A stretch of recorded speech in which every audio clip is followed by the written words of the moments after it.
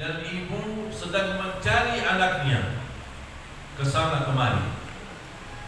Dan cerita ini terjadi di hadapan Rasulullah sallallahu alaihi wasallam bersama para sahabat.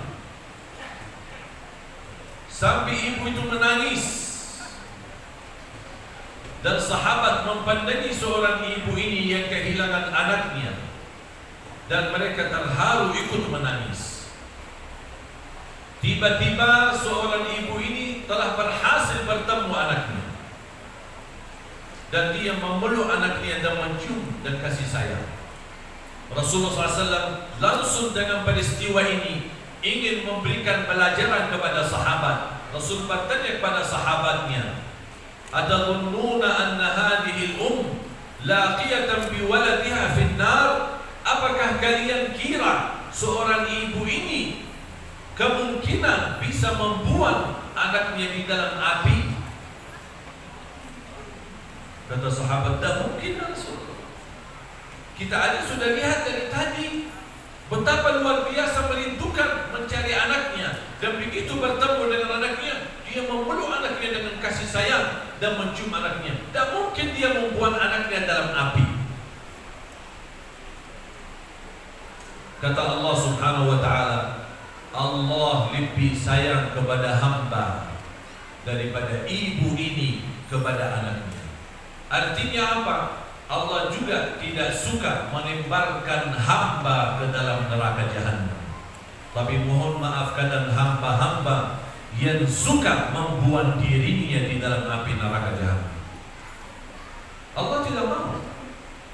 Allah tidak suka. Justru Allah ingin kita bahagia. Jangan ada yang kira ketika kita diuji seolah-olah Allah Subhanahu wa ta'ala tidak sayang sama kita. Salah. Justru ujian yang diberikan oleh Allah kepada kita tanda Allah sayang sama kita.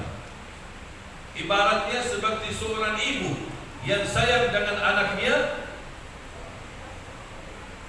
tapi kadang-kadang ibu suka cubit nggak anaknya? Ya Bu, suka cubit nggak anaknya? Ya. Hah? Kadang-kadang ya? Kadang-kadang. Kenapa cubit anaknya? Kalau dia agak nakal sedikit ya, tidak nurut ya,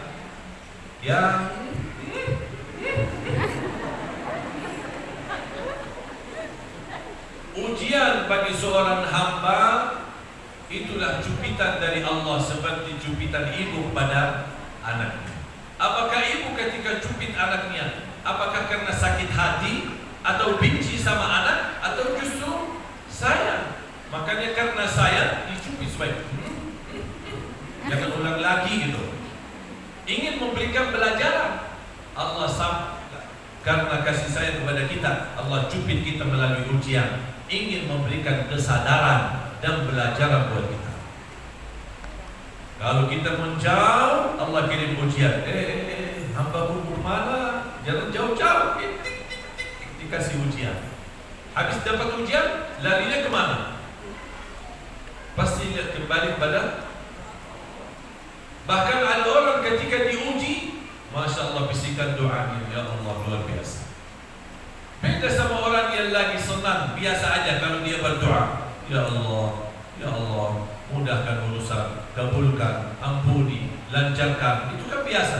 Tapi kalau dia lagi diuji oleh Allah, lagi betul-betul tertekan dalam ujian, ya Allah, nangis duluan. Oh, ternyata Allah merindukan bisikan doa yang ikhlas. Maka ujian.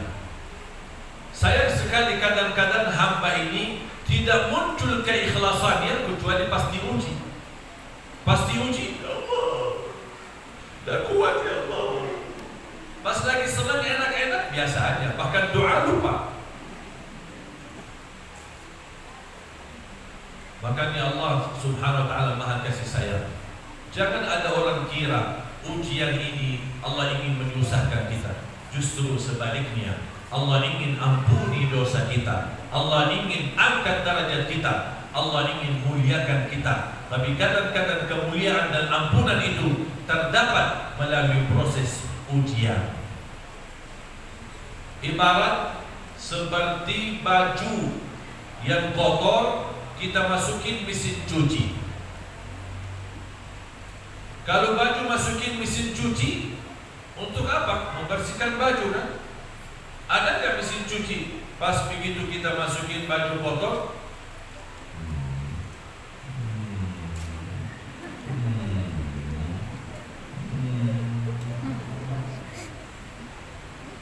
kira-kira hasilnya bersih nggak? Tidak. Bahkan dianggap mesin cucinya lagi rusak. Gimana supaya hasilnya bersih? Harus mesin cucinya membawa baju kotor operasi. Capek. Ujungnya apa? Angkat bajunya, subhanallah, bersih. Ya sama juga ujian. Mau berapa kita, tapi ujung-ujungnya terangkat mulianya. Ujung-ujungnya dibersihkan dari kotoran dosa. Ujung-ujungnya diampuni segala dosanya oleh Allah Subhanahu wa taala.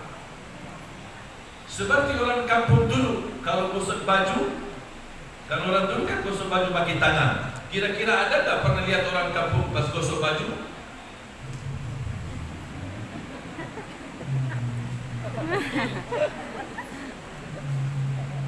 Khusyuk ya? Atau gimana supaya hasilnya baju bersih? Apa yang dia dapat? Bajunya bersih, tangannya pun ikut bersih. Kita tidak bakal tahu ujian ini memang luar biasa.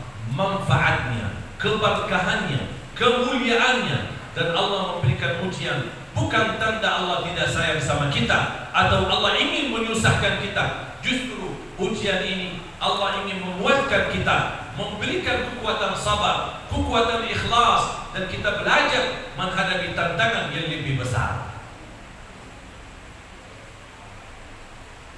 Saya bawakan satu cerita. Ada seorang guru ngaji keluar dari sekolah, mau naik bis. Lewat satu bis kecil seperti angkot umum. Dia naik bis, tidak ada tempat kosong kecuali di samping supir. Dia naik di sebelah supir. Tiba-tiba bis sebelum jalan ada seorang preman. Nampaknya preman terminal itu. Dia langsung datang menghadap bis, disuruh stop. Bisnya stop.